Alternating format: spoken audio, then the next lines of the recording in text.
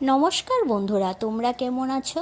আশা করি ভালোই আছো। মিষ্টু রান্নাঘরে তোমাদের স্বাগত জানিয়ে শুরু করছি আমার আজকের রেসিপি। আমার আজকের রেসিপি হলো কারকল আলু দিয়ে কাতলা মাছের ঝোল। এর জন্য প্রথমে আমি কারকলগুলি কেটে নিচ্ছি। কারকলটা আমি প্রথমে কারকলের উপরের আর নিচের অল্প অল্প অংশ ফেলে দিয়ে কারকলের মধ্যে যে দানা দানা আছে সেগুলি ছেঁচে নিয়ে তারপর কারকলটাকে আমি লম্বা করে কেটে নেব। একটা কারকলকে আমি 4 টুকরো করে কেটে নিয়েছি। সেই একই রকমভাবে বাকি কারকলগুলিও আমি কেটে নেব। এই কারকল আলু দিয়ে মাছের ঝোলটা আমি খুব কম মশলা দিয়ে রান্না করব। গরমে এই কারকল আলু দিয়ে মাছের ঝোলটা খেতে ভীষণ ভালো লাগে। আমি এই রেসিপিটি কিভাবে করি তা দেখার জন্য তোমরা পুরো ভিডিওটা দেখতে থাকো, আশা করি ভালো লাগবে। কারকলগুলি আমার কাটা হয়ে গেছে। কারকলটা যেভাবে আমি লম্বা লম্বা করে কেটে নিয়েছি সেই একই রকমভাবে এখন আমি আলুটাও লম্বা লম্বা করে কেটে নেব।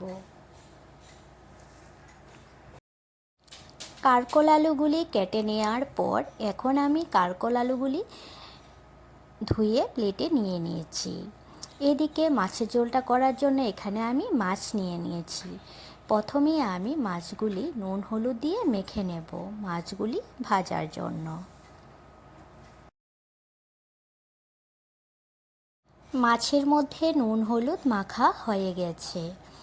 মাছগুলি ভাজার জন্য এইদিকে গ্যাসে আমি একটা কড়াই বসিয়ে দিয়েছি। দিয়ে দিলাম সর্ষের তেল। রান্নাটা আমি সর্ষের তেলেই করব, এজন্য দিয়ে দিলাম সর্ষের তেল। তেলটা গরম হয়ে যাওয়ার পর একে একে সবগুলি মাছ আমি এখন তেলের মধ্যে দিয়ে দিচ্ছি।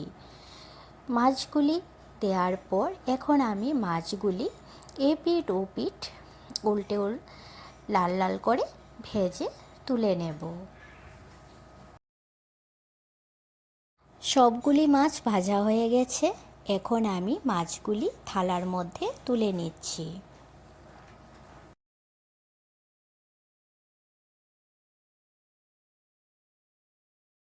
মাছগুলি তুলে নেওয়ার পর এখন মাছ ভাজার তেলের মধ্যে এখন আমি আলুগুলি ভেজে নেব।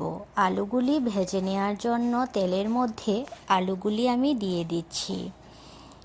আলুগুলি দেওয়ার পর এখন আলুগুলির মধ্যে দিয়ে দেব পরিমাণ মতন হলুদ আর পরিমাণ মতন নুন।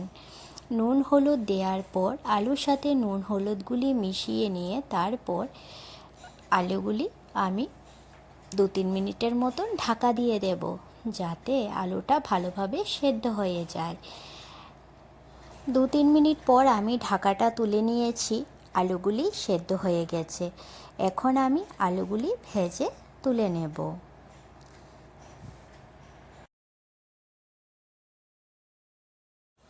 আলু ভাজা হয়ে গেছে। এখন আমি আলুগুলি প্লেটে তুলে নিচ্ছি।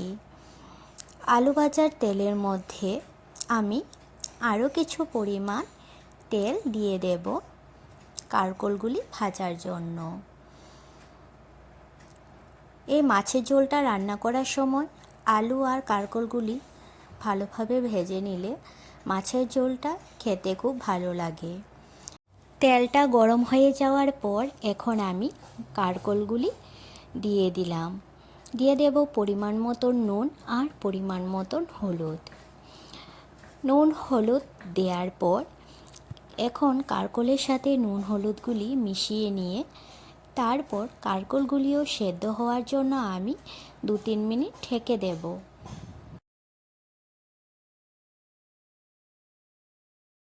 2-3 মিনিট পর আমি ঢাকনাটা তুলে নিয়েছি। কারকলগুলি সেদ্ধ হয়ে গেছে। এখন আমি কারকলগুলি ভেজে নেব।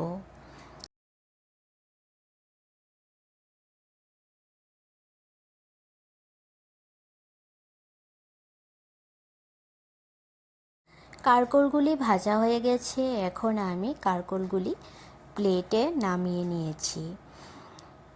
এইদিকে কারকল আর আলু ভাজা হয়ে গেছে।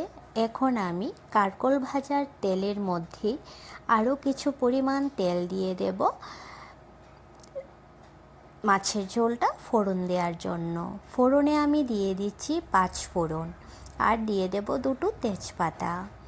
ফোড়নটা হয়ে যাওয়ার পর এখন আমি এর মধ্যে দিয়ে দেব 2 চামচ পেঁয়াজ বাটা। 2 চামচ পেঁয়াজ বাটা দেওয়ার পর এখন পেঁয়াজ বাটাটা আমি কিছুক্ষণ ভেজে নেব। পেঁয়াজ বাটাটা ভেজে নেওয়ার পর এখন আমি এর মধ্যে দিয়ে দিচ্ছি 1.5 চামচ জিরে আর ধনে বাটা। জিরে আর ধনে আমি একসাথে বেটে নিয়েছি।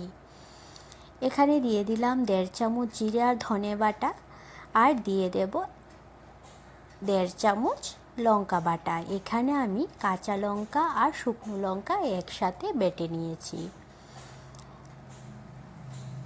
জিরে আর ধনে বাটা আর লঙ্কা বাটা দেওয়ার পর এখন আমি মশলাটা ভালোভাবে কষিয়ে নেব।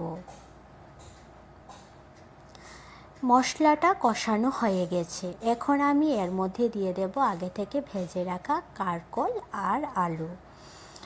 কারকল আর আলু দেওয়ার পর মশলাটার সাথে কারকল আলু মিশিয়ে নেব। তারপর এর মধ্যে আমি দিয়ে দেব পরিমাণ মতন নুন আর পরিমাণ মতন হলুদ। এখানে আমি 1/2 চামচ নুন দিয়েছি আর দিয়ে দেব 1/2 চামচ হলুদ। নুন হলুদ দেওয়ার পর এখন আমি কারকল আর আলুটা 1-2 মিনিট কষিয়ে নেব। কষানো হয়ে যাওয়ার পর এখন আমি এর মধ্যে দিয়ে দেব জল।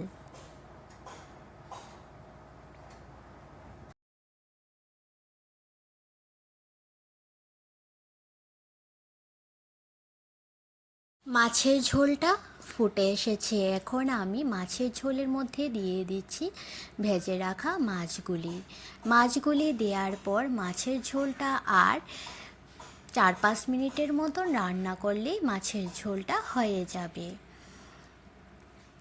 আমার এই রেসিপিটি তোমাদের কাছে কেমন লেগেছে তোমরাও অবশ্যই জানাবে। আর ভালো লাগলে লাইক আর সাবস্ক্রাইব করে দিও।